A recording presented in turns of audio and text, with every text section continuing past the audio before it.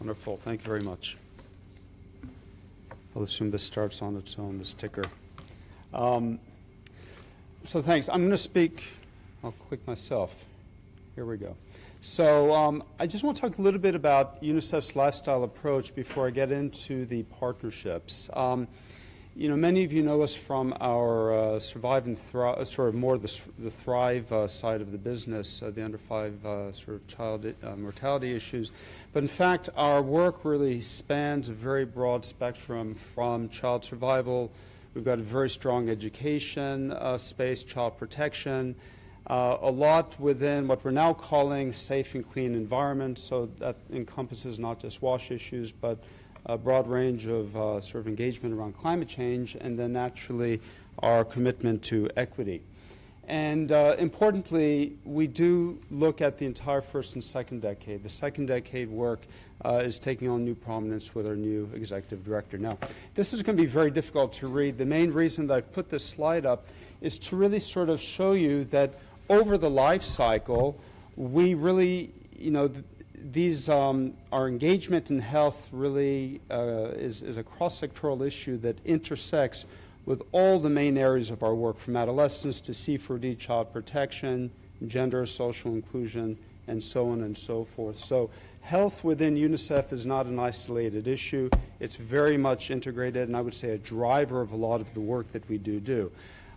In terms of the investments that come into the organization, we are a $5 billion organization. Nearly half of our money ends up in the broader kind of health space. Now, another somewhat complicated slide. Let me just kind of take you through this. Really, the key takeaways that I think for us it's important to understand what we mean by the private sector. From a UNICEF perspective, the private sector is actually a fairly wide range of actors. It does include business, it includes foundations, it includes philanthropists, and it includes individuals like you and me, people who give small contributions to the organization. Over the last 10 years or so, the business sector and foundations have really been recognized as the key private sector actors that are critical to achieve organizational change and results for children. When we look at partnerships, we look at partnerships through 3 lenses. We look at it through income, we look at it through influence, and through expertise. And this is a point I'm going to come back to a few times. If I look back the last 10, 15 years of our engagement with business in particular, I'd have to say that until recently, our motivations have been primarily financial. There's been a fairly strong shift over the last, I'd say, decade or so to a place now where shared value partnerships are really kind of coming front and center. And in fact, we recognize that working with business, working with industry, working with foundations, it's not just about the money. In fact, the technical expertise that we can bring in through our partnerships with these other actors is often more valuable than the money itself. And I think that that's really kind of one of the key points, is that as we look at shared value partnerships moving forward, it really is about embedding these partnerships in UNICEF's work in our programs. The example that Mona shared with HIV in Vietnam, we've got dozens and hundreds of these examples. I mean, when we talk about the private sector, it's not just our relationships with global actors, but it's very much the work that we do in country as well. I'm not going to go through this list. I think the key point here is that we are very clear about why it's important to engage with business. And the first and most important thing is that the private sector has a very significant impact and influence on children, and the footprint is very broad. When I look at the issue of goods and services for children, there's a lot that we do here. It goes back to the point I made earlier that our collaboration with business is really taking on increasing importance in our programming in country. And while we have, quite a number of countries where we're doing great work, there is an organizational push now to really embed business and our organizational engagement with business across all 150 country offices. I'll let the rest of the issues kind of speak for themselves. The last point there really is that the cost of not engaging in business is significant, and it is just not an option for us. Again, many of these issues, these really represent some of the entry points. When we look at what a shared value partnership means, You can look at it in terms of partnering around the core business of an industry partner. You can look at the influence. You can look at it from the income perspective. I think the child rights piece is very, very critical to UNICEF. I mean, we are grounded. We are a rights-based organization. And the actions of businesses, whether in the workplace, marketplace, or community, have profound consequences for children. So we always look at prospective partnerships through these lenses. I just wanted to give you, I inserted the slide over lunch because I quite liked the reference to industries and the range of potential partners that we can work with. And this is just a small selection. We actually have about 50 global partnerships, that is to say global corporate partners. We've got another 150 large national partners, many of which are in the countries where UNICEF operates. And that doesn't even count the small and medium enterprises in our program countries as well. So the range of activities and intersection points is quite significant in just a small kind of selection here. Now, this was interesting. This was a slide, again, just kind of look at the upward trend. It kind of represents a really interesting story that was shared to me by our supply division colleagues who do a considerable amount of work around market shaping and product development.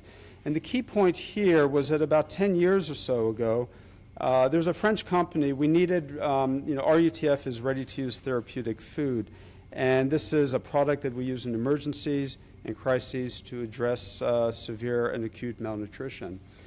The key sort of point of this story is that the company in France was not able to deliver the supplies that we needed fast enough. And so, in fact, what we did through our supply division colleagues was we outsourced the technology. We brought the technology into markets in Africa, in Asia, to the point where they are now, most of the RUTF that we procure is manufactured and procured locally.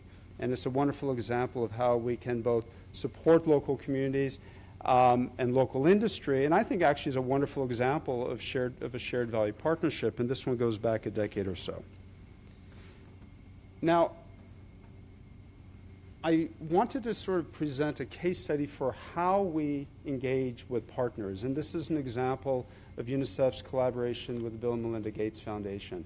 And while not private sector per se, I think the remit today was to really talk about multi-sectoral engagement. And for me, foundations are such an instrumental part of this conversation.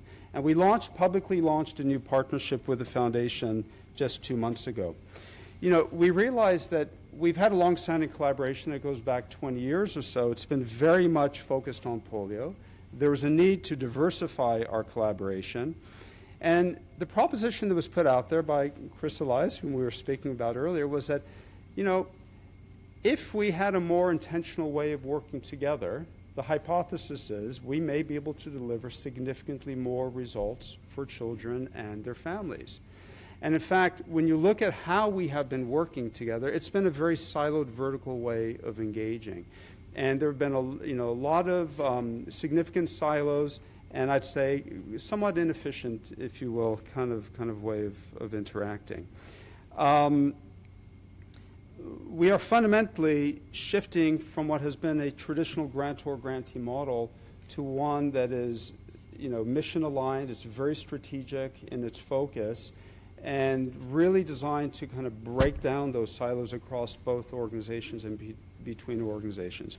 And that is effectively what is happening. And this is a very kind of high-level view of where we have landed. We have a vision. We have shared actions. And these shared actions, we spent months really negotiating and discussing around the table. They are around how do we work together to strengthen systems and country? How do we unite together to deliver better results for children? How can we innovate together, advocate? And the learn piece, the learning agenda, acknowledges that we don't have all the answers. And in fact, part of what we're going to do here is not just put money on the table and collaborate technically, but identify key learnings that we can then feed back not just to our own partnership, but the broader ecosystem of partners. Now, this is a very health-oriented partnership, very much grounded in primary health care, linking into all of these other areas of nutrition and early childhood development and adolescent well-being. I think, what I find particularly strong and powerful here is on the right side where you see proposed, there's an acknowledgement that as important as this partnership is to UNICEF and the Gates Foundation, the global ecosystem of partners is equally important. And we've had a lot of conversations about the role of business and how do we bring business in, whether at the global level or at the domestic level. At the bottom, we have these various partnership principles, and I would summarize them very simply. We are about co-creation fundamentally. The whole new partnership model is based on how do we really bring our best insights and efforts and technical know-how to the table. It's about co-investing. So there's not an expectation that the foundation is going to give us money. I suspect money will continue to flow. How much? I don't know. But what I do know is that my organization recognizes the importance of putting as much money, if not more, on the table as the Gates Foundation. And I often use nutrition as a great example. It's not just about the cash you put on. We have 700, 750 nutrition specialists across the world.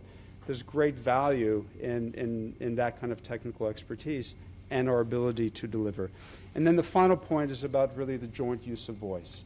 It's recognizing that we have a very strong brand. The foundation has two of the most well-recognized humanitarians.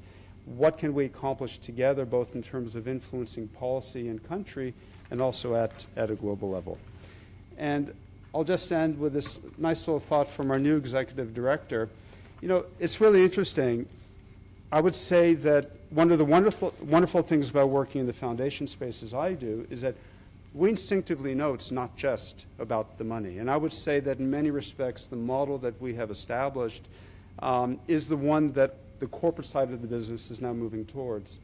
And Executive Director 4 came in and basically said, you know what? We need business. They need to be part of our solution. And it's not always going to be about the money.